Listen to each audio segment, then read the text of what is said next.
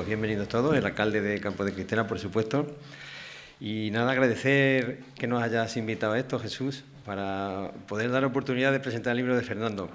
La verdad es que tu asociación, la Asociación INDED, tiene una labor importante y es de agradecer que organices estos actos los viernes, actos sobre la salud, que son en relación a los pacientes, pero yo creo que en relación a la sociedad en general, porque la salud es una cosa en la que todos estamos implicados, tarde o temprano nos afecta a todos. Me gustaría leeros unos versos primero, para empezar. Dice, ¿por qué no puedo yo soñar? Si volar por el aire en un pájaro de hierro sobre los verdes valles y sobre aquellos cerros no es solo un sueño, ¿por qué no puedo yo soñar? Si hablar contigo desde Sofía y oír tu voz como si estuvieras a mi lado no es imposible, como tampoco lo es tomar el corazón desde el costado de un hombre fallecido y plantarlo a que dé vida a esta mujer que casi ya se moría, ¿por qué no puedo yo soñar? Siguen 45 versos más que son muy emocionantes y muy impactantes. Yo de las primeras veces que conocí a Fernando, lo conocí porque fui a un acto político y este hombre dijo esta poesía. A mí me quedó impactado. Digo, pero vamos a ver, cuando viene a uno de estos sitios suele haber arengas y cosas a veces sin mucho sentido, pero una poesía tan profunda que no la leo entera por no daros un poco... bueno, es pesado, pero es preciosa la poesía, dice cosas muy bonitas y habla de sueños. Pues eso es Fernando, una persona con una dimensión que es político, es verdad, es un político, pero también una dimensión de poeta. Hoy viene aquí por eso, porque tiene una faceta que es humanista, poeta, escritor, que lo saca de la dimensión puramente política y eso, la forma de acceder hoy a él es esa, con un libro. Él tiene mucha experiencia como gestor, como político, y dentro de la gestión sanitaria pues ha tenido responsabilidades regionales, nacionales, ha tenido responsabilidades también incluso a nivel internacional, ha tenido algún puesto internacional. Es decir, una experiencia enorme en lo que conoce la sanidad desde todos los ángulos. Él mismo ha dicho, yo he estado antes de secretario general de Sanidad y estaba en un puesto y luego volví de consejero de Sanidad y estaba en el otro. Es decir, que él conoce por dentro la sanidad, yo creo que como nadie. Yo guardo buen recuerdo de él, de los principios que nos conocimos. Yo soy jefe de servicio de pediatría del Hospital de Alcázar de San Juan y además he sido presidente del Colegio de Médicos de la provincia de Ciudad Real y del Consejo Autonómico de Castilla-La Mancha, con lo cual, de alguna manera, me he tenido que relacionar con los responsables sanitarios y Fernando Lamata, coincidí mucho con él en aquella época, tanto como pediatra o miembro del Hospital de Alcázar, cuando demandábamos la ampliación del hospital. Yo era uno de los que más o menos tiraba del carro de la ampliación del hospital y él estaba en el otro lado en el diálogo. Y yo tengo que decir que Fernando Lamata ha sido siempre una persona dialogante, cercana, y no lo digo yo creo que cualquiera persona con la que habléis va a decir de Fernando Lamata eso. Es una persona, ya sea de la ideología política que sea, con la que se puede hablar, con la que se puede dialogar, que te va a escuchar. Eso vale mucho en un político. Y no parece que estoy haciendo la pelota, pero es que lo digo de corazón. Eso es clarísimo. Bueno, pues este es Fernando Lamata, ya lo he presentado. Ese es su perfil más humano y más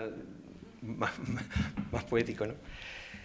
Y el libro que ha escrito se llama Honderos.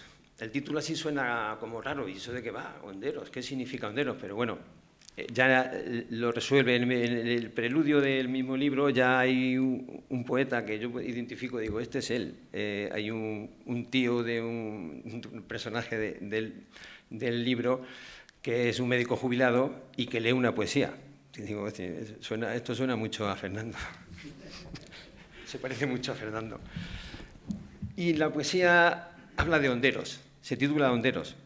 Honderos significa, bueno, viene de Baleares, pero que significa honderos, pero honderos son los que tiran las ondas, las piedras con la onda. La onda, toda la vida, todos habéis cogido una onda, o no, o sí, de todo ahí. Bueno, pues los que tiran piedras contra el enemigo. El símbolo lo tenemos todos en David y Goliat, ¿no? David tira la onda y con la profundidad y la fuerza que lleva la onda lesiona a Goliat y le hace daño.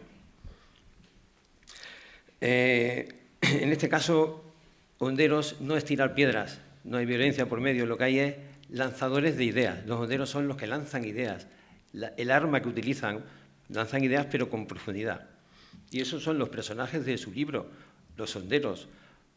Gente como nosotros, gente de la calle, gente de a pie, que se organiza en nuestra asociación de acceso justo al medicamento, se organiza para poder luchar contra los Goliat, que son la industria farmacéutica, los dueños de las patentes, los que mueven el dinero en el mundo de la sanidad y los que impiden o dificultan el acceso justo al medicamento. La línea argumental del libro, lo voy a contar yo, no sé si lo tienes que contar tú, pero lo voy a contar yo. La línea argumental del libro es... No, con la verdad, tú, si a ti se te da bien. Bueno, la línea argumental es que como tengo que presentar el libro, la línea argumental del libro es lo que sufren, lo que trabajan, lo que penan, los personajes, los miembros de la asociación, cómo se coordinan a nivel internacional para poder llevar sus ideas a los gobiernos, a las organizaciones internacionales, para poder luchar contra la fuerza que tiene la industria farmacéutica. Esa es la línea argumental. De fondo hay varias historias de amor, así que es una novela, eso es muy bonito. Varias historias de amor y una trama policial, que esto tiene... La novela promete. Y luego una novela, para acabar, dos cosas quería decir más. Que empieza, bueno, presentándonos lo que son los honderos, y animándonos a leer el libro, y acaba con una palabra, la última palabra de la novela es esperanza. Así que ya nos habla un poco de qué va el libro. Es un libro que está fechado y se ambienta en los años de la pandemia del COVID y acaba en el año 2027, es decir, acaba en el futuro. Y el último capítulo pues, es un capítulo de esperanza, cuya última palabra es esperanza. También hay dos capítulos cuyo título nada más nos dice cómo es Fernando desde el punto de vista de cómo se enfrenta él qué es lo que piensa él de la sanidad. Hay uno que se titula, el 59, dice, la sanidad pública es un derecho irrenunciable. Eso es el título de un capítulo. Ya me dirás tú lo que piensa el autor. Y luego el último capítulo que se llama Un nuevo equilibrio planetario. Es decir, que ese es Fernando, un hombre optimista, es un hombre dialogante y un hombre que espera que el mundo cambie. Y eso es lo que esperamos. Y te doy las palabras para que tú nos hables del libro.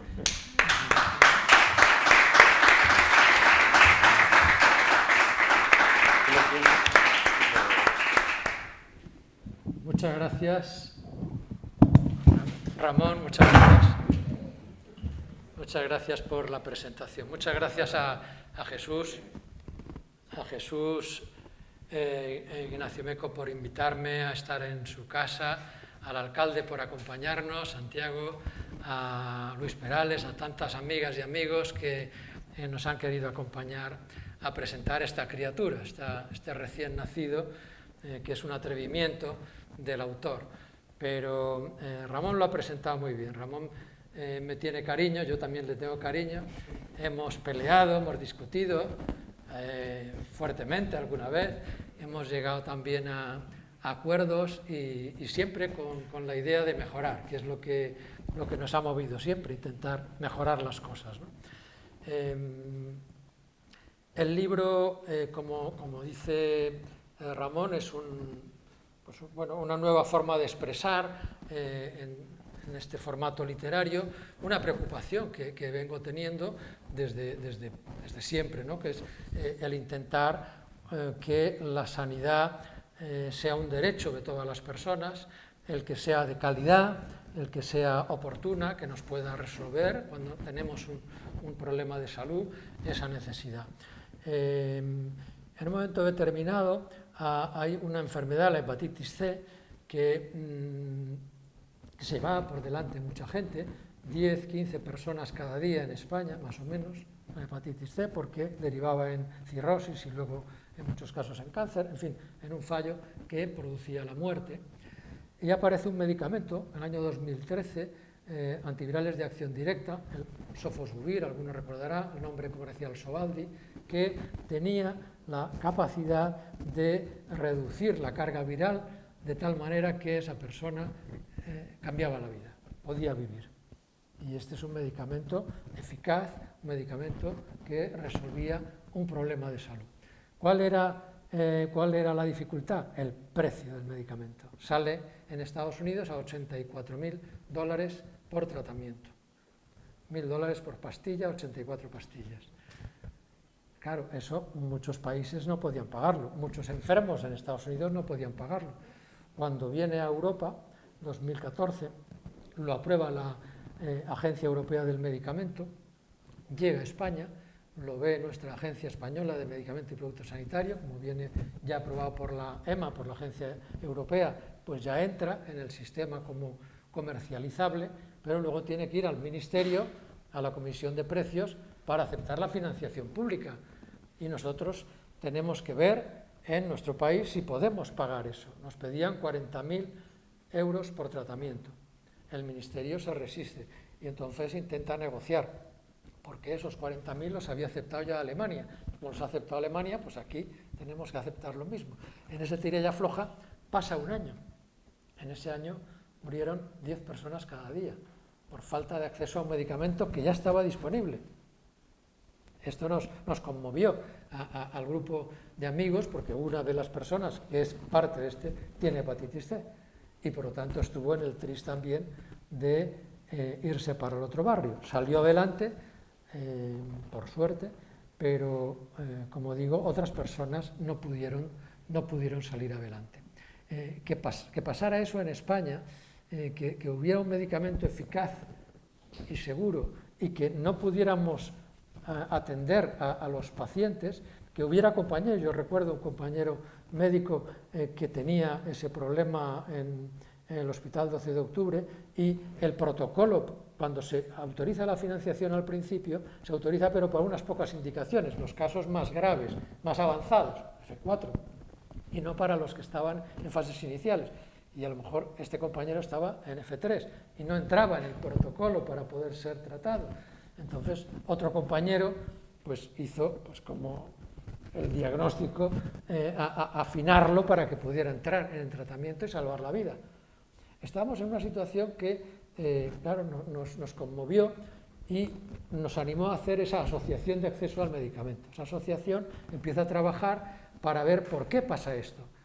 Y cuando estudiamos el asunto vemos que ese medicamento que nos cobran, al final el precio que aprobamos en España fue de 20.000 euros por tratamiento, tratamos a 150.000 personas, gastamos más de 2.500 millones para tratarlos, porque España tiene esos recursos y podía hacerlo, pero el coste por tratamiento era de 75 euros tratamiento. Pagamos 20.000, lo que cuesta 75. Si hubiéramos pagado 75, obviamente se podía haber hecho desde el primer día y para todas las personas, sin racionarlo.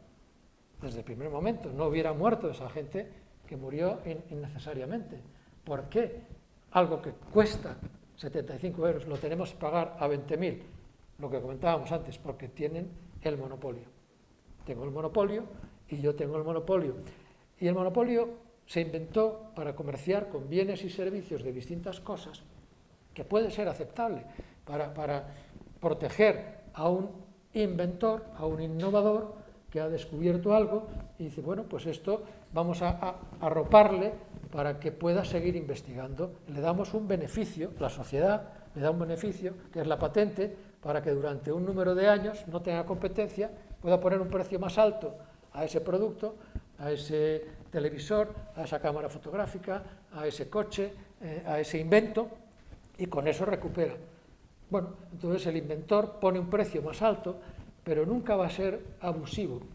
Y si fuera abusivo, si fuera 100 veces más de lo que cuesta, el consumidor, el cliente diría, pues ese coche que es muy bonito y me gusta mucho, pero me ponen un precio que está 100 veces más de lo que cuesta otro equivalente, pues no lo compro. O esa televisión, o ese reloj. Pero ¿y si es un medicamento que salva la vida de tu hijo? Si es un medicamento que salva la vida de tu hijo, tú das lo que sea. Tú te partes el alma para conseguir ese dinero, pides préstamo, vendes la casa, haces lo que sea. Y si es una sanidad pública, presionas lo que sea hacia el ministerio, hacia el financiador, para que lo meta en la financiación pública y lo podamos pagar, porque el medicamento salva la vida, es la bolsa a la vida. Por eso en medicamentos no puede haber patentes. En otros bienes, en otros productos puede ser, porque ya digo, un consumidor puede dejar de consumir eso. No me interesa este televisor, que me piden un teléfono móvil, que lo puedo comprar por 300 o 400 euros, me piden 20.000, pues yo no compro ese teléfono móvil, compro otro, o no compro, me quedo sin hablar por teléfono. Pero un medicamento que salva la vida de mi esposa, de mi madre, de mi hijo, eso tengo que poder pagarlo, ¿no? Y entonces haces la fuerza. Ese monopolio que le damos a las empresas lo han utilizado de forma irresponsable, de forma abusiva. No pusieron precios suficientes para recuperar lo que les costó la investigación, sino 4, 6, 8 veces más. De manera que eso es lo que nos motivó a hacer la asociación, a hacer artículos, revistas, conferencias, y en un día de estos un compañero me dijo, oye, ¿por qué no escribes esto en una novela para ver si personas que no están en el circuito de profesionales sanitarios, pues también les puede interesar, más como un cuento? Entonces me puse a ello, hice un primer borrador, me salieron más de 1000 páginas, entonces eso era ilegible. Mi señora esposa, que está aquí, Pepa, que se lo leía disciplinadamente, me decía, pues esto no puede ser, esto es muy largo, esto tal, y yo lo fui recortando, ¿no? Y fui haciendo versiones. Se lo di a algún amigo que también lo leyó, me dijo, Fernando, esto parece una tesis, tienes que hacerlo más ameno, esto no es. Entonces fui poco a poco modificando, hasta que conseguí una versión ya con, no sé si eran 600 páginas, y se lo di ya, lo leímos en voz alta, Pepa y yo. Entonces yo veía, Pepa se atendía o no atendía, y cuando veía que se dormía, dije, esta página fuera, este capítulo fuera. Entonces los capítulos que Pepa se dormía iban a la basura, ¿no? Y así se quedó ya en lo que es ahora esta criatura, ¿no?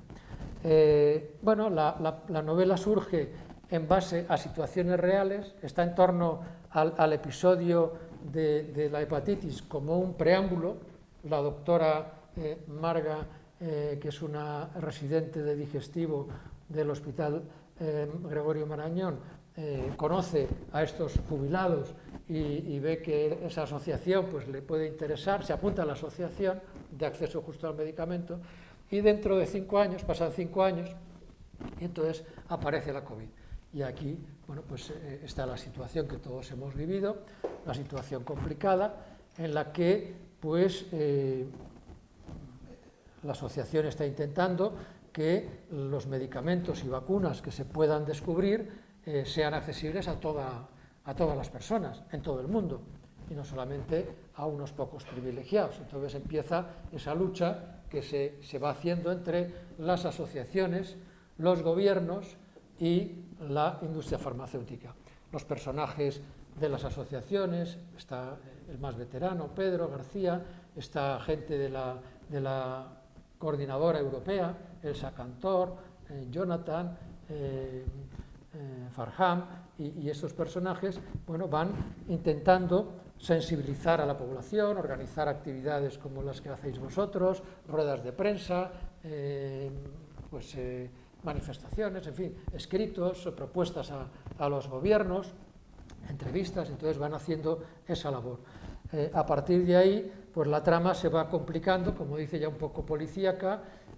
Las industrias farmacéuticas en ese momento pues también ven una oportunidad, ven que aquí pues hay una oportunidad de ganar dinero, y entonces pues presionan también a los gobiernos para que les den dinero para investigar. En la novela se relata pues cómo, por ejemplo, la Unión Europea generó un fondo con dinero público de todos nosotros y nosotras, los contribuyentes, que es de más de 5.000 millones de euros, que hizo compra anticipada, antes de que hubiera vacunas, compró a la industria farmacéutica, a Pfizer, a Moderna, a BioNTech, a las distintas empresas, para que si descubrían una vacuna les reservaran un número de dosis. El precio que puso ese laboratorio de cada dosis de vacuna era 20 veces lo que costaba fabricarla, con lo cual, si costaba medio euro, pusieron 10 euros, en otros casos 15, hasta 20 euros por dosis, lo que cuesta medio euro, en situación de pandemia. Esta situación, bueno, pues en la novela se va relatando y se va viendo pues distintos personajes. La protagonista, Marga, pues por una circunstancia que en la novela se cuenta, asume al final la coordinación en la Unión Europea de estos temas, se va a Ginebra, en Ginebra intenta colaborar con otras áreas del planeta y localizan pues una colaboradora en Jordania, Dana, que es otra mujer muy vitalista y muy comprometida, y luego pues a través de ahí van también a China. Ahí está otro polo muy interesante porque el papel que iba a jugar China era determinante. Si China, que tiene capacidad de desarrollo de vacunas, las pone a un precio de venta con el coste a medio euro, pues hubiera sido fantástico. Entonces ahí trabaja la asociación en esa línea, vamos viendo las reacciones y entonces, bueno, pues aparecen también temas digamos, de conflictos que producen desenlaces fatales, ¿no? En algún caso aparece un investigador que va a investigar un asesinato, aparece el inspector Remy y a partir de ahí también pues hay otra trama. Entonces se va trazando pues un movimiento de personas, de personajes, en los que yo al principio definí solo los iniciales. Los iniciales los definía para contar lo que había pasado con, por ejemplo, el primer medicamento que dicen que es útil para la COVID, ¿no? Apareció un medicamento en Estados Unidos y dicen, esto es útil para la COVID. Entonces, en base a eso, pues yo cuento cómo sucedió eso, cómo se aprobó por la FDA. Y me invento un personaje, la directora de esa empresa, y me invento otro personaje. Voy haciendo al hilo de hechos reales personajes. Pero ya en la segunda parte de la novela ya surgen personajes por su cuenta. Yo ya ahí no controlo nada. Ya va la novela sola y ya va desarrollándose a su aire, ¿no? A ese respecto, me gustaría decir una cosa. Yo cuando leía la novela, digo, esto es verdad. Este hombre, ¿cómo se entera de tantas cosas? Claro, te crees que es verdad todo. Si tú, porque los personajes son reales, muchos son de verdad que existen, pero otros no. Yo ya no sabía cómo se llamaba el ministro de Sanidad de Estados Unidos, pues a lo mejor lo conoce él. Te quiero decir que él los describe de tal manera que estás viviendo la realidad de lo que ocurría. Es como si conoces los entresijos del funcionamiento digo, este hombre se lo conoce todo, de la industria farmacéutica, de cómo trabajan los diferentes departamentos del Ministerio de Salud de cada país. Es que cuenta personajes reales con lo ficticio, mezcla todo, te crees que esto es verdad. Luego ya digo, bueno, esto es una novela, ahí ocurren cosas que ya son de novela. Entonces te vas dando cuenta que es novela y él mismo dice al final que cualquier parecido con la realidad es mera coincidencia, mentira, pero bueno. Sí, hombre, lo que la digo, realidad insisto mucho, es muy real. Claro, lo que dices es verdad, Ramón. O sea, la parte sobre todo inicial eran hechos reales, ya digo, el descubrimiento de las primeras vacunas, la autorización por las agencias, la FDA, cómo se hace, cómo presionan sobre las propias agencias, cómo ceden, ¿no? El descubrimiento del virus, ¿no? En Wuhan, la financiación que hace Estados Unidos de ese laboratorio en Wuhan, que eso, bueno, eso son cosas que son reales. De hecho, pues sobre esas hemos escrito artículos en la asociación, artículos con nombres y apellidos de la gente de verdad. Luego eso yo no lo velo, les cambio nombres, pero tiene esa consistencia. Ahora, a partir de la segunda parte de la novela, a partir de un momento, de un episodio concreto que ya es, digamos, policíaco, ahí ya cambia, ya empiezan, digamos, una trama más policíaca, donde ya es más imaginado y luego el final también es imaginado, donde hago pues dos momentos. Un momento donde el final pues es negativo, o sea, que es de fracaso, pero luego abro una esperanza, por eso termina con la palabra esperanza, porque me doy otra oportunidad en la novela y digo, bueno, vamos a ver qué me gustaría que pasara. Y entonces invento un capítulo final donde imagino un final feliz con una constitución de la Tierra, que es una propuesta que hace un jurista italiano, Luigi Ferrajoli. Yo tomo esa propuesta y la traigo a la novela y imagino pues, que podremos ser capaces de construir esa comunidad internacional donde haya un nuevo equilibrio, por eso último capítulo, un nuevo equilibrio planetario, porque es verdad que en los cambios que aquí propongo han de empezar por cada uno, lo decía antes Jesús en su intervención, cada uno y cada una tenemos que tener ese compromiso, en lo que yo puedo hacer aquí y ahora. Parte de lo que ocurre en el mundo, aquí y ahora, en Campo de Criptana, en Tomelloso, en Alcázar de San Juan, yo puedo hacer esto. Y esto es lo que a mí me toca hacer. Y cambiar las cosas a mejor. Con las personas con distintas capacidades, con las personas con enfermedad mental, con el acceso a medicamentos, etc. Pero también es verdad que si no hay políticas regionales, nacionales y globales, con estos grandes gigantes que es la industria farmacéutica, no puede un solo país conseguir cambiar las reglas de juego, conseguir que no haya monopolios. Tendremos que ser, al menos, esfuerzos regionales, Unión Europea, Unión Africana, América Latina y, deseablemente, una unión planetaria.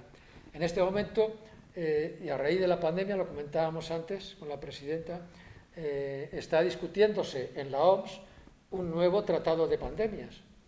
En plena pandemia, el año 2020, el presidente Macron y otros presidentes, el presidente de la Unión Europea, Michel, dijeron hay que hacer un tratado de pandemias para que la próxima vez no nos pille como ahora, tengamos estructuras más potentes en la OMS, capacidad de respuesta, capacidad ejecutiva, podamos movernos, ¿no? Y que las vacunas sean accesibles para todos. Fijémonos que en este momento países ricos hemos podido comprar 10 dosis por persona, nos hemos puesto 3 o 4, algunos en España, pero sobran todavía 6, sin ponerse, que se van a tirar a la basura. Algunas ya se han tirado, unos 100 millones de vacunas ya se han tirado a la basura, cuando en los países pobres el 70% todavía no se ha vacunado con una sola dosis. Eso es una injusticia inaceptable. Entonces se decía, vamos a hacer un tratado de pandemias para que, en cuanto haya una pandemia, automáticamente se suspendan las patentes, los monopolios, y se comparta el conocimiento, y se transfiera la tecnología para que se pueda producir la vacuna en cualquier lugar. Bueno, esto se dijo con mucho entusiasmo por los jefes de gobierno en tiempos de pandemia, pero ahora estamos en 2023, y se están reuniendo en Ginebra para discutir esto, como cuenta la novela, y se están discutiendo. ¿Y qué pasa? Pues que ya retranquean. Los países ricos retranqueamos. La Unión Europea retranquea y dice, no, vamos a hacer el tratado para que aumente el flujo de información, pero lo de las patentes vamos a dejarlo. Lo de compartir conocimiento vamos a dejarlo. Lo de que el precio sea de coste, para que sea accesible a todos, vamos a discutirlo más tarde. Esto no toca. Eso es lo que está pasando esta semana pasada, la discusión de esta semana. Entonces ha surgido el grupo de países pobres y han creado un grupo que llaman para la defensa de la equidad en el tratado. Y dicen que no van a aceptar un tratado que no contemple el acceso equitativo a las vacunas y a los tratamientos. Bueno, se está en ese momento en esa tensión. El libro trata de recoger eso, apunta a un final feliz, pero para eso ya termino con el poema que citaba antes Ramón y que da pie al título de la novela. La novela es Honderos porque es la lucha del Quijote contra los molinos, es de David contra Goliat, ¿no? Es del pequeño, de la Asociación de Medicamentos de INDEF para conseguir que, de Futucán, para conseguir que haya una atención digna a todas las personas que por sí solas no pueden. Y esto es lo que hemos de ser capaces de llevar. Entonces, Honderos dice así, Honderos, porque no hay derecho, porque no es justo que miles de personas mueran cada día sin poder tomar las medicinas que necesitan a causa de los precios que imponen algunas compañías farmacéuticas, tenemos que levantar la voz en la denuncia para intentar frenar este atropello. Honderos de la idea. Necesitamos honderos de ideas, maestros lanzadores como David, que armado con su honda derribó al tremendo gigante filisteo que nadie se atrevía a combatir. Podremos hoy, querremos, gentes de a pie, jóvenes y viejos, mujeres y hombres de toda condición, gentes sin más poder que la palabra, podremos ser capaces de lograr que esos gigantes financieros acepten reducir sus enormes ganancias para que miles de personas no vean violado cada día en todo el mundo el derecho humano a la salud. Honderos, lanzadores de ideas, necesitamos vuestra valentía para cambiar el rumbo de la historia, para ayudar a construir un equilibrio en el que nunca, nunca, nunca pese más la codicia que la justicia. Ánimo y a ser honderos de la palabra y defender esa justicia para todos.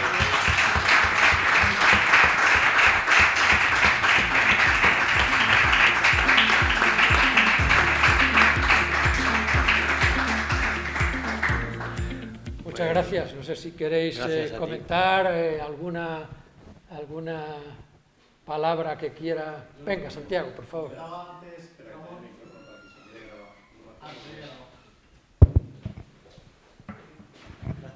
Comentaba antes Ramón que la última palabra del libro era esperanza. ¿Podemos tener esperanza después de la reflexión que has estado haciendo, de todo el desarrollo del libro, que me parece fantástico, además, como lo habéis expuesto? Debemos tener esperanza, Santiago. Debemos, podemos y debemos tener esperanza, porque la esperanza la construimos nosotros y nosotras. La esperanza la hacemos cada día con nuestro compromiso. Y yo conozco tantas personas buenas en esta misma sala, tantas personas buenas, que sé ese compromiso, que sé cómo han dado la vida, cómo se han jugado en la COVID, cómo se han jugado cada día a lo largo de los años por mejorar las vidas de otras personas que no tenían, digamos, que podían haber mirado para otro lado, que eso me da confianza y por eso sé que podemos tener esperanza. Pero necesitamos honderos de ideas. Eso sí. Eso sí. El mensaje hay que transmitirlo, porque si no se transmite, no cala en la sociedad. Yo creo que es fundamental. Honderos de ideas para la sociedad y contra la industria, contra los poderosos, yo creo, también. Así es. A mí me gusta mucho el libro, es decir, es muy interesante porque tiene mucha trama y lo que tiene mucho está muy globalizado, sale todo el mundo. Sale África, sale Asia, China. Habla de China como si supiera cómo funcionan los chinos, con lo difícil, con lo difícil que es saber cómo piensa un chino. Pues se mete en la política de los chinos, cómo se mueve la industria farmacéutica en China. Es muy interesante. Yo cuando lo veo ahí digo, esto es verdad. Como yo me creo que el libro es verdad, luego ya me entero que es ficticio. Pues digo, ¿cómo se ha enterado este hombre? ¿Qué pasó con la vacuna en China? Es que eso es muy interesante, que sí, es muy interesante. Sí. Cómo manipularon también en China para que el precio en China no fuera a precio de coste, siendo un país comunista que pega más que fuera a precio de coste, sino que fuera a precio de mercado, para que no fuera un precio inferior a lo que lo vendían los americanos. Eso es también muy interesante en la novela. Cómo se utiliza el mercado también en ese mundo. Muy interesante cómo mezcla América, sale América del Norte con Estados Unidos, sale Argentina, Colombia, sale Sudáfrica, sale el mundo entero. Y en cuanto a gobiernos, en cuanto a organizaciones no gubernamentales, organismos internacionales, la Organización Mundial de la Salud, la Organización Mundial del Comercio, la OMS, la ONU, está muy bien. Vamos, que te quiero decir, yo os animo a que lo leáis y a que sirváis de honderos de la palabra sobre este tema. Yo, Fernando, quiero darte la enhorabuena por el libro. Si hay algo que a mí me ha llamado mucho la atención, aunque no me ha causado sorpresa, y más viniendo de ti, es la humanidad de los personajes. Algo que tanto se habla ahora dentro de nuestro sistema sanitario, como es el concepto de humanidad, creo que tú lo reflejas muy bien dentro de esas figuras.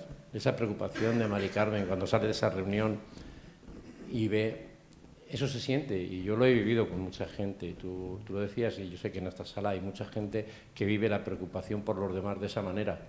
Y yo creo que esa esencia es algo que necesitamos en todo, sobre todo en sanidad y en servicios sociales. Yo creo que Honderos es una buena, digamos, muestra para lo que tenemos que hacer en ese humanismo que tanto hoy en día reclamamos, y por eso no me queda nada más que felicitarte. Muchas gracias. Pues para terminar y no cansaros más, aprovechando mi vena de aficionado a la poesía, un versito de Nicomedes Santa Cruz. Nicomedes Santa Cruz, un poeta peruano muy bueno, mucho sentimiento, decía este versito así tan concentrado: yo tengo fe en el futuro. Yo tengo fe en el futuro porque el hombre de mañana disfrutará vida sana forjada en presente oscuro. Marchará con pie seguro por la fraternidad. Su arma será la verdad, su compromiso el deber, su regocijo el saber y su triunfo la libertad. Muchas gracias. Muchas gracias.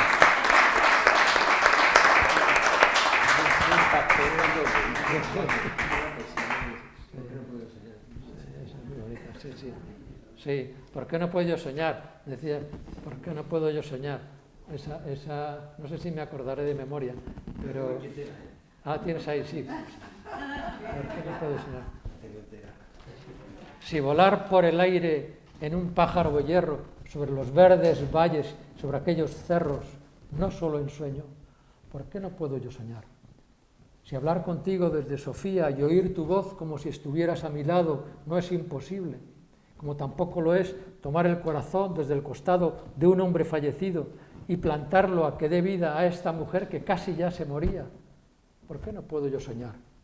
Si el Moisés de Miguel Ángel y el Cristo de Goya y la 9ª Sinfonía no son solo fantasía, sino que de verdad son, y han nacido de las manos de mujeres y hombres paridos de madre como tú y como yo. ¿Por qué no puedo yo soñar, vida mía, que una mañana, al alumbrar el sol al firmamento, se quedará boquiabierto? Porque ningún niño, ningún viejo, ni nadie ha muerto de hambre en ese día. ¿Por qué no puedo yo soñar que en ese día inesperado ningún hombre, ningún muchacho, ningún soldado ha sido clavado de un disparo?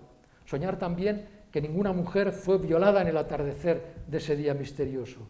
Soñar que nadie se desespera ni humilla ante nadie por conseguir un trabajo que le dé de comer. ¿Por qué no puedo yo soñar en una tierra imaginaria donde todos los pueblos dibujen de una puñetera vez y para siempre una paz entera y planetaria? ¿Por qué no puedo yo soñar hoy, si tú me has querido tanto, siendo yo como soy? Soñaré este sueño porque me da la gana. Y soñaré que un día, gracias a nuestro esfuerzo tozudo y cotidiano, el sueño dejará de ser sueño y lo imposible habrá sido, como han sido ya verdad y lo están siendo, tantas y tantas cosas, vida mía. Así que a soñar y a seguir con la vida.